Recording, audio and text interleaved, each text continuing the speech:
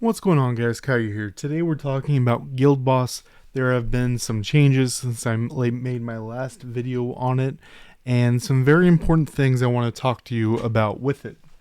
So first, obviously you are going to be with your team. You're obviously going to fight the boss, just looking for a good shot of this.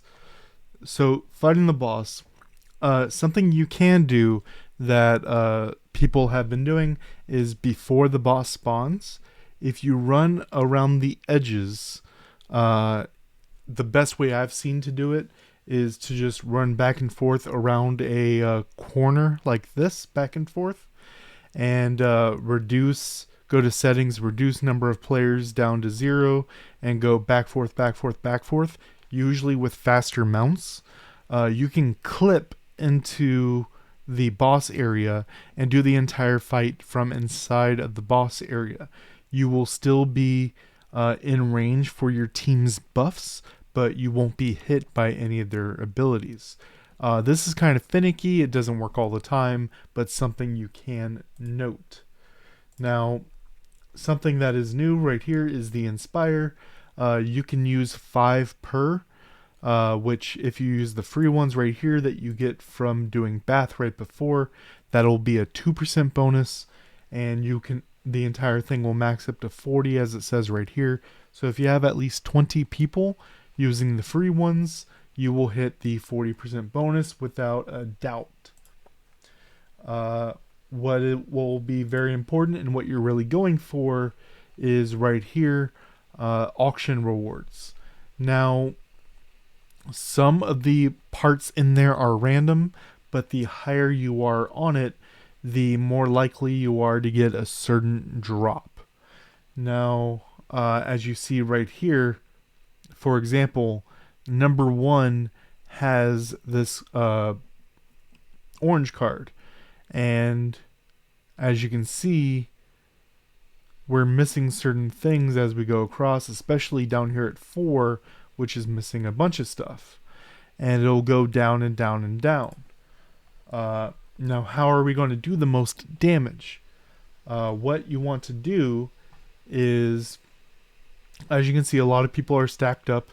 You can also do little different groups of them, but ideally there are a couple main things you want to keep in mind. One is the priest buff. You need to have some priests in your team, and if I use a priest buff and you use a priest buff, they do not stack. They will refresh. What's important here is they have, now with spirit infusions, you can have higher level priest buffs. Not really anyone has that, but if they do, they should let you know. They should be priorities when we're priest buffing. Now, something else that has been added is this red thing right here, which is flammability. This is from Winter Cherry, and this is going to be very, very important. This is also something you want to be rotating. So there should always be a priest buff going, and there should always be a flammability going. Ideally, you would do whatever the boss is weak to, holy, and fire, and you'll be going between them every single time as a rotation. Ideally, people would be rotating between. Let's say I do fire, holy, whatever the weakness is. Next person should be the same thing but making fire second. The next guy should be making fire third. And then every time we rotate, no matter what, there will always be a flammability up, which will give this a fire weakness, just like it has wind weakness. Next, you will see this purple line moving towards the boss. Now that is what we call the guild mage, preparing a beam to make it easier for you. And once this purple line, as you can see, it's right there. The entire area is purple, but you can see a loading bar kinda. Once it hits the boss, see if I have one. Yeah, right here. this pink line shows up. And you know it's for the flower fairies because it has the flower fairy symbol right here. And that's telling you if you use whatever its weakness to, not including flammability. This doesn't work on wind day if you give them fire weakness. This is specifically whatever the weakness is. So if it's wind day, it needs to be wind. Then if you use the fairies during this bar, it will deal additional damage.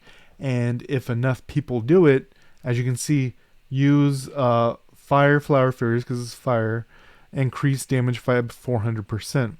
So, Anatheria, Ikoria, Chestnut Rose, Diablo even if you can. Just use everything that you have. Once we have 8 of each fairy, then you would have 2 teams of them, and then this will be even more fun to coordinate. But you do them during this window, which will give you damage.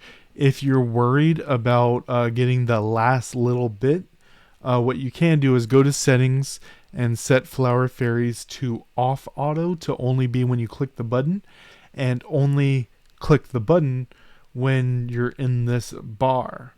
And then when you do your rotations with, let's say it's wind, you do fire and holy, you have to manually click them. So that's up to you how you want to accomplish this.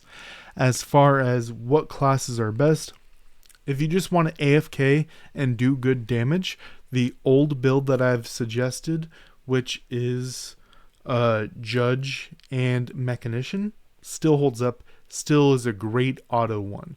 What you do is you put down all your mechs, swap to Judge, and go take a bathroom break. Very, very good. You only, if you want to get maximum damage, like still do good damage, every 30 seconds you would swap. Swap to mech, put down the new mechs, swap back to Judge, do your thing.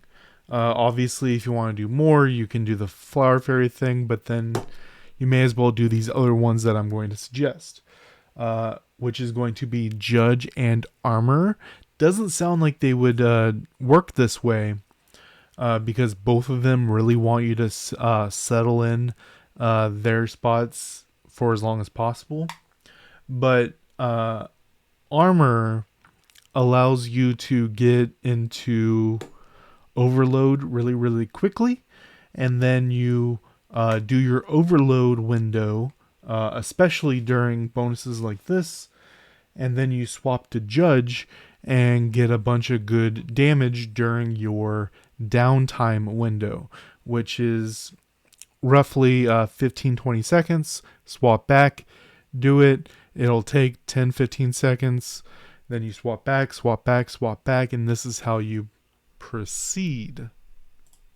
The other one I suggest is Judge and Dragon Fighter, for the same kinds of reasons. Dragon Fighter being the right side, which is based on the spear movements. You do want to use Confusion in the top left hand corner. It's going to be good damage for you, but you're primarily trying to do a lot of your quick attacks, as well as very similar to what you were doing with Armor, which is do effectively your combo and then let Judge do a lot of the work. And the idea here is you have 2 skills that have secondary abilities that do good burst damage, and then Judge lets you do several skills off cooldown. Now, just doing damage to boss, you want to prioritize doing all 4 Judge skills, and then you want to prioritize whenever you do your 4th skill, you want to prioritize the cold bird, because how it's worded is your next 2 skills will have a lower cooldown by 2 seconds. Bird has a 4-second cooldown, make it 2 seconds, which allows you to get into your next boosted skill faster and faster and faster. Frostworm is your first, Cold Bird is your first choice, then EM Chain Strike, then Tornado, then Frostworm. and that's how you want to do it. You will probably never cast the boosted Frostworm because of how you're swapping back and forth between the other ones, such as Armor or Dragon Fighter. Now, if you're having trouble losing frames, having trouble with it locking up on you, go to graphics, reduce the number of people, because you're seeing everyone there, you're seeing all their stuff. Change your graphics, lower settings, and that should help you out. Let me know what you guys think down below. Until next time, guys.